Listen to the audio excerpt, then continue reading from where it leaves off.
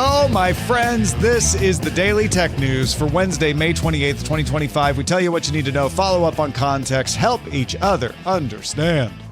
Today, Andy Beach talks to us about Audible expanding its generated voices for audiobooks. Apple buys a game studio, but also gets fined in Europe. Hey, good news, bad news. I'm Tom Merritt. I'm Jenn Cutter. Let's start with what you need to know with the big story. There is a lot of Apple news, good and bad today, so let's do a quick state of the Apple. I wanted to take this metaphor too far and have stems and cores and all of that, but I didn't do that. We've just got like 4 items. First, Apple bought its first game studio, RAC7. Now, when I say studio, I mean it's a 2-person outfit. They make the very popular Sneaky Sasquatch, an Apple arcade game. They've made a bunch of other popular games in the past. Sneaky Sasquatch, probably their most popular.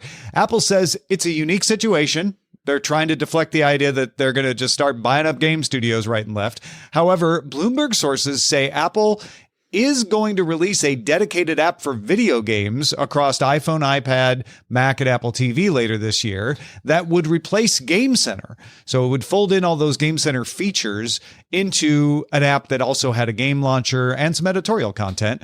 And apparently on the Mac, it would be able to include games from outside the App Store.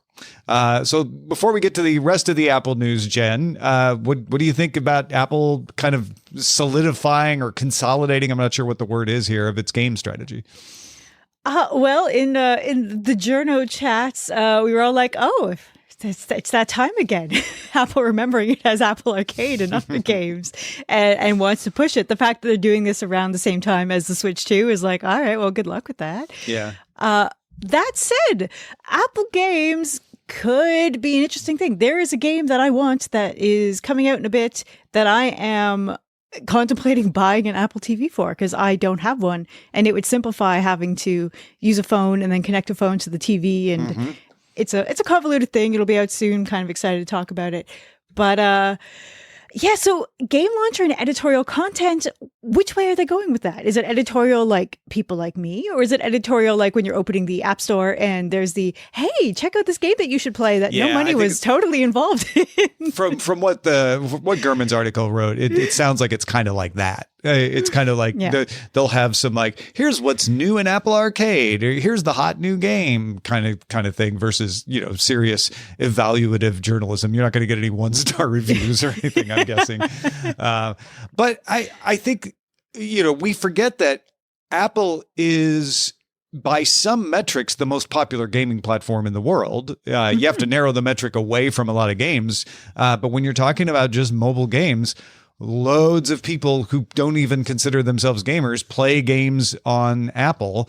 And right now, the arcade is kind of harder to use than it should be. It's not hard to use, but you kind of have to know where to look in the App Store to find it. And then, Game Center stuff is over there. So it makes sense to me to consolidate it. Yeah, I think a fact that a lot of people miss both in and out of gamings is that there are games that started in Apple Arcade that went on to full console releases. Oh, yeah.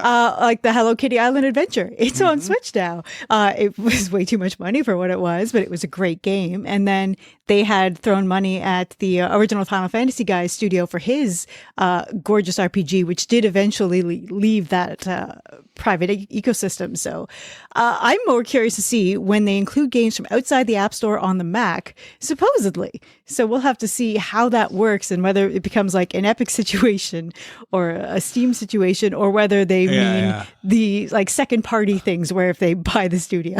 The way it should work is when you're on the Mac, because you can have these third party games because you can have games outside of the App Store, you will be able to see them in your launcher. That's which most people do with Steams, where you can just like add a game. Yeah, exactly. Well, that's probably a thing that Apple wouldn't mind leaking to Mark Gurman when you have all of this bad news about Apple's strategy, to be like, in advance of WWDC, let's get him thinking about other things. Let's get him thinking about, an announcement of a video game app at WWDC. But we've got some other less good news for Apple. The European Commission has published its full ruling against Apple's App Store practices, speaking of, meaning the company is now on the clock, 30 days to change its practices to avoid further fines under the Digital Markets Act. If you're like, wait, I thought the EU already decided that this was a problem. Yes. The EU's preliminary ruling came out April 23rd, and that's when everybody wrote their headlines. Nobody's talking about this except us, because we like to actually keep you informed of what's actually happening. So when that preliminary provisional ruling came out, Apple had a chance to respond. The EU found that Apple's restrictions on what app developers can say when sending users out of the app to pay was too strict, and that its fees on such behaviors were too high. Apple responded to that. And now the commission says Apple has not put forward any convincing arguments. So this is the day that the ruling stands, and Apple now has to change its ways. Yeah, I think they're ready to go. They took a stab at it, but the court very succinctly said, nah. Yeah, the commission says you didn't give us anything that changed our mind, so you've got to change it. And if you don't change it, one of the other things they put in this ruling was you're going to keep getting fined the longer you go without changing it. And I expect Apple will comply and change it, but they're trying to put some consequences on it. Let's go back to good news for Apple. It has added the iPad to the self-service repair program. That means that to repair your iPad now, you can get manuals, genuine parts, diagnostics, tools, including rental tools, if you want to conduct your own repairs. This applies to the iPad Air with the M2 chip, and later the iPad Pro with the M4, the Mini with the A17 Pro chip, and the iPad with the A16 chip. The program includes repairs for the display, battery, camera, and charging port for those iPads. And the program's coming to Canada this summer, making it available in 34 countries now. So, Jen, you'll be able to use this if you want. Yeah, I wasn't sure when they'd get to it. So we've kind of been looking at this going like, aw. Yeah, so not only do you get the iPad, you get everything Yes. later this summer, so that's good. At last. Our final bit of Apple news, you tell us if you think this is good news or not. And Counterpoint Research says the iPhone 16 was the best-selling smartphone in Q1 this year. Yes, the 16, not the Pro, not the Pro Max. This is the first time a base model iPhone has topped the list since 2022. Apple's still dominating worldwide, had the top 4 spots on the chart. Followed by Samsung, which had 4 of the next 5 slots. Xiaomi's Redmi 14C 4G took number 8 on strong sales in the Middle East, Africa, and Latin America. And then Apple took number 10. So Apple had those first 4 slots and then a 5th one, so 5 out of the top 10. Xiaomi wasn't in the top 10 this time last year, so that's significant to see them pop up.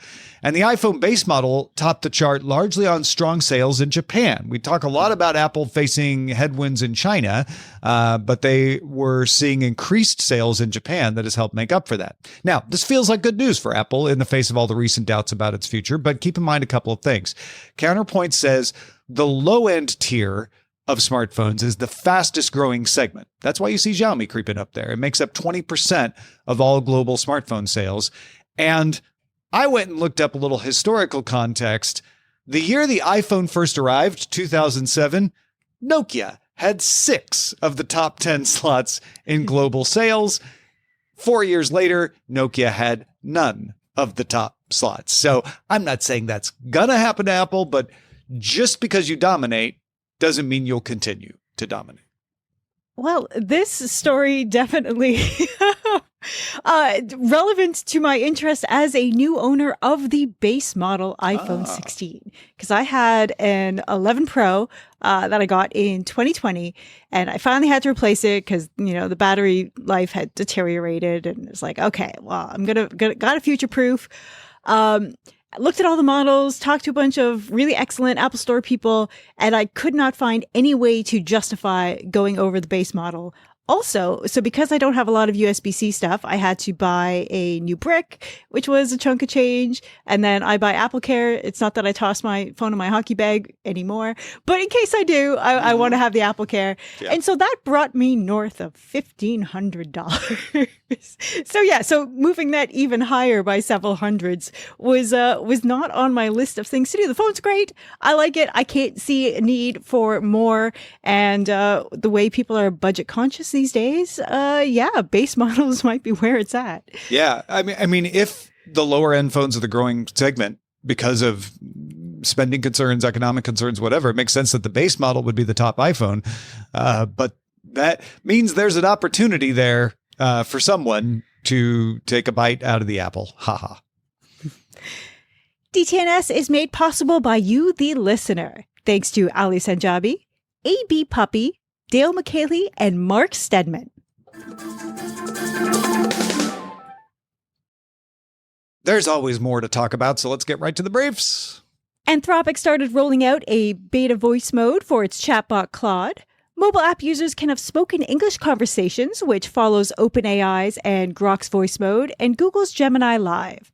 Claude voice conversations count against usage caps, so free users can probably do 20 to 30. Paid users can use voice mode with their Google Workspace integration, and free users of Claude can now also have it search the web when it answers questions. It's a little bit late to the voice mode game, but I like that. I like using voice mode with these. It's very convenient. Microsoft is introducing the Windows native update orchestration platform. This does not involve oboes or timpanis. It lets third-party apps and drivers deliver their updates through the Windows Update service. So instead of you having to go and jump through a bunch of hoops, you can just have it updated when the rest of your Windows updates. App makers can sign up for a private preview. This would also list the updates in the app update history, which is nice. Developers would have to reconfigure apps to connect to the Microsoft Update API if they want to do this, but in exchange, they wouldn't have to maintain their own update systems. Opera has launched a new browser called Neon that integrates agentic features. The sidebar of the browser has chat, do, and make buttons. Chat seems obvious.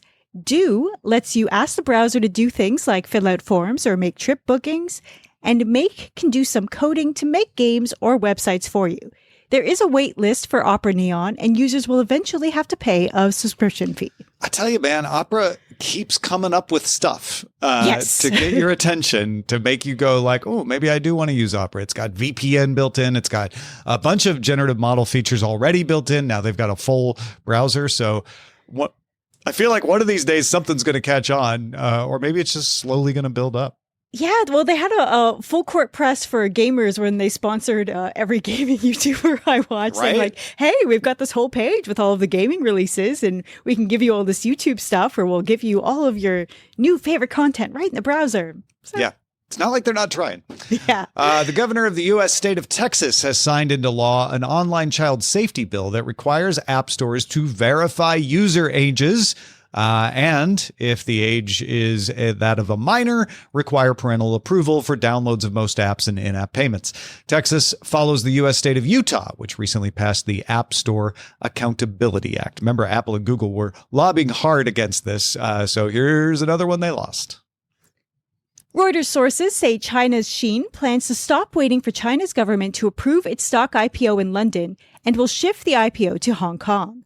In somewhat related news, Africa's biggest online retailer Jumia has started increasing the number of Chinese retailers on its platform as it faces stiff competition from Shein and Temu. Temu launched in Nigeria in 2024, and Shein has expanded to South Africa, Kenya, and Ghana. Jumia has dominated online sales on the continent for years, but is under pressure to become profitable. Still, Jumia knows the local retailers better and offers near instant delivery and pay on delivery. Yeah, I think this is important to note just because a lot of times when we talk about Shein and Temu, it's in the context of they operate in China and the United States. And with tariffs, will they be able to operate in the United States? And it turns out they're operating all over the world. And in some cases, putting up some stiff competition. So you may not have heard of Jumia before either, but it has been a very dominant player on the subcontinent. And so it's going to give them a run for its money, but it's going to have to do it. Be interesting to see if Jumia succeeds. Could it expand beyond its borders, and take the fight elsewhere? I'm curious to watch that. Telegram has partnered with XAI to distribute and integrate the Grok chatbot into the Telegram Messenger app. A video posted by Telegram demonstrates using Grok for writing suggestions, summarizing chats, and creating stickers. I would love to hear from somebody who is super into stickers, because every chat program has them, and I feel like the weird one who's never ever used them, especially never felt the need to create my own. I've done them because they exist, and I'm like, let's see how this works. And then, I kind of don't have but maybe I'm the wrong person, because obviously everybody makes it. Somebody must be using it. Countries continue to encourage local data centers to keep control over their citizens' data.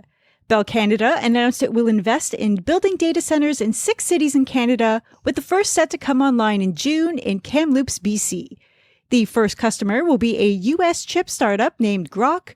That is Grok with a Q, so it is not the same as xAI's Grok with a K. Grok with a Q is also a partner with Saudi Arabia on a similar project. The series of data centers will also come to Manitoba and Quebec and be called Bell AI Fabric. It will have 500 megawatts of capacity. Yeah, there is a growing movement to keep data centers local for privacy concerns. That is definitely a part of this. Another part of it is Grok with a Q makes chips that do the inferencing. Inferencing is when you're asking a chatbot something, not when you're training the chatbot to do something. Training can kind of be done anywhere, and then you can port the model. But inferencing, if you want it to work really fast, needs to happen closer to the person asking the question. So that's another reason to keep data centers local. Yeah, I've been looking for more Canadian places to store my stuff. It's been challenging. It is a lot easier for me to find places in the EU that I can join for services. So I'm very pro more data centers in Canada, even if it means dealing with Bell. I was going to say, even if it's Bell Canada. And the Register has an opinion piece from Stephen J. Von Nichols about AI model collapse. Kind of passing this along just so we are familiar with the term model collapse, because it's something that's being debated out there. The concern is that models are trained more and more on synthetic data, sometimes by accident, because they're trained on data that's out on the web, and that data out on the web was created by another model. And if that happens too much, they may lose accuracy and reliability. Counter arguments in the debate say that you can mix in fresh human-generated content and still get the benefits of trading off synthetic data while mitigating the onset of model collapse. Stephen J. Von Nichols argues that no, model collapse is coming. Your mileage may vary on the opinion, but this is a debate we should be aware of. Yeah, well, we've debated it ourselves on this show multiple times. So it's nice to see this go a bit wider. People going, Yeah. Is it a thing that is going to happen or not? Let's find out. Those are the essentials for today. Let's take a closer look at an ongoing story. Recently, Audible introduced AI-generated audiobook narrations, aiming to broaden access but sparking debates over the future of human storytelling. Tom talked to Andy Beach to find out more. Andy, thanks again for joining us. Hey, Tom, good to see you. So I know Audible has had the ability for independent authors to do generation, but it sounds like they're expanding this and making it available for publishers and everybody now. Yeah, they're really they want to expand both the number of books they have, but also the number of translated books that they have. So they're really expanding the program out, allowing publishers to choose AI-generated voices across multiple languages for their narration when it comes together. And that could be in multiple languages, which is a big deal because a lot of times audiobooks are just done in the native language. Most of the time that means it's English. But a lot of times there have been audiobooks I've run into where I'm like, oop, that one has not been translated out of Korean, German, whatever. And I can't get it. I have to wait for somebody to translate it. So it could speed that process along. Yeah, I think it is an interesting move. Like, I know it sparks debate and problems out there, but I think it does open up that opportunity to have books in the language that you want more readily accessible. And the reality was we probably weren't going to get certain books translated, and this gives an opportunity that simply wasn't going to exist without it. Yeah. And so when you talk about how this affects the job market, that's important to think about. A lot of these translations would have never employed anyone, but some of them would. How do you think this impacts not only the voice actors that do this, but also the translators? Well, the Guardian interviewed, who is where this article came from, spoke to a couple of different opinions about this. And they spoke to a woman who is a audiobook narrator.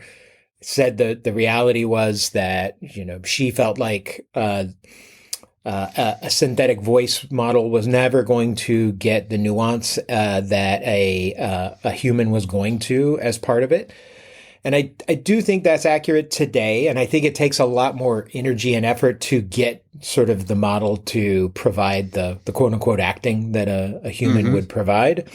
But again, I don't think that's right now, I don't think that's Audible's goal. The goal is to get something that wasn't going to exist. They weren't going to necessarily translate, a book into 75 different languages. Now they have that option to put it out there so that they at least reach an audience they weren't going to see before. Yeah, when I was talking to Aaron Morton from Sound Booth Theater recently, we were talking about all the lengths they go through to cast people, to produce audio, to make it theatrical. And I think what they do is very work intensive and survives because they have a very enthusiastic audience for their kind of thing. But if you can save on this end of things, the more mundane end of things, so to speak, more publishers could spend more time on making richer audio experiences in other ways. Yeah, absolutely. And, I think this is just a first step in sort of AI for both translation and generally for more audiobook services. I ran into an interesting company at NAB back in April when I was there called Adapt.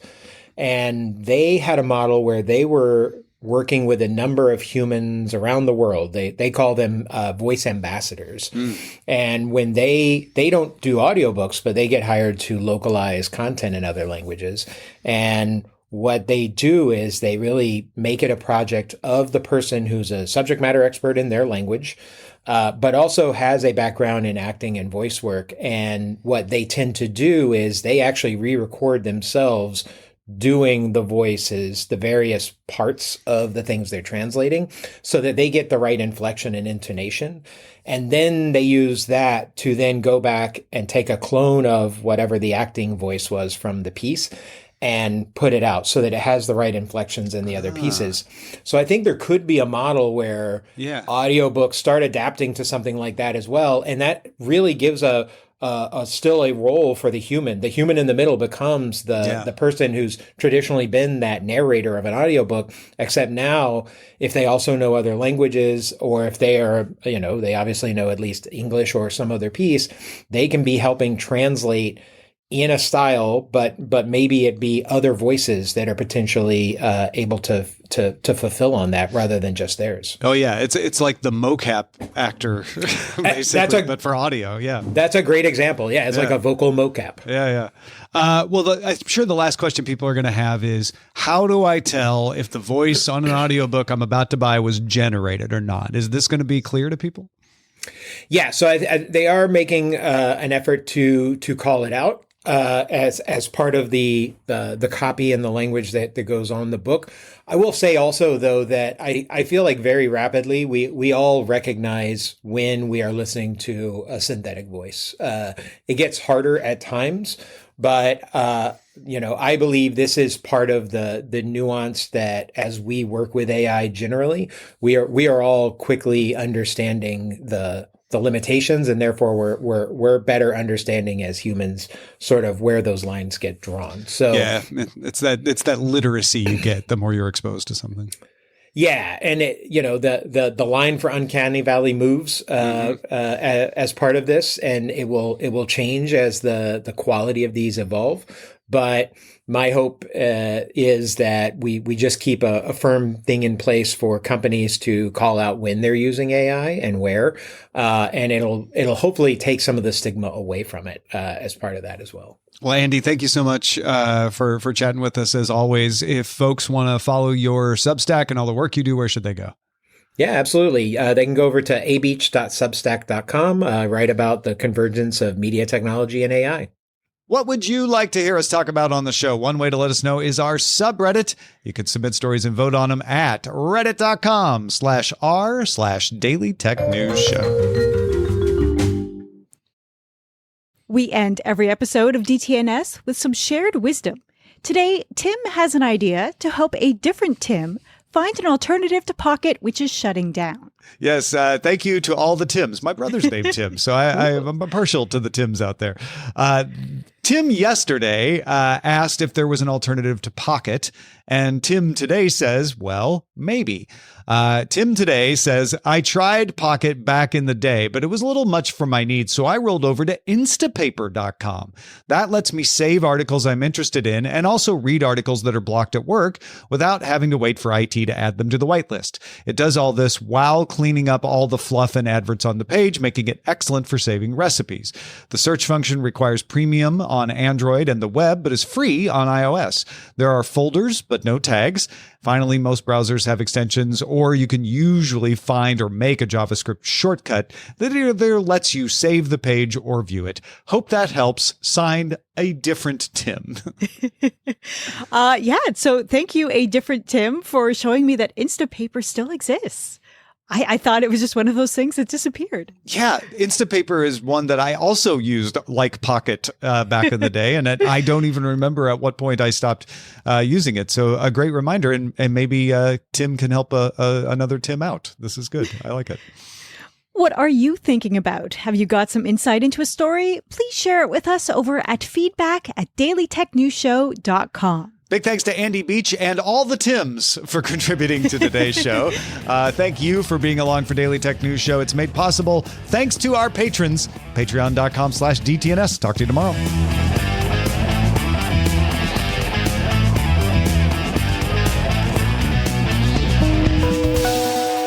The DTNS family of podcasts, helping each other understand. Diamond Club hopes you have enjoyed this program.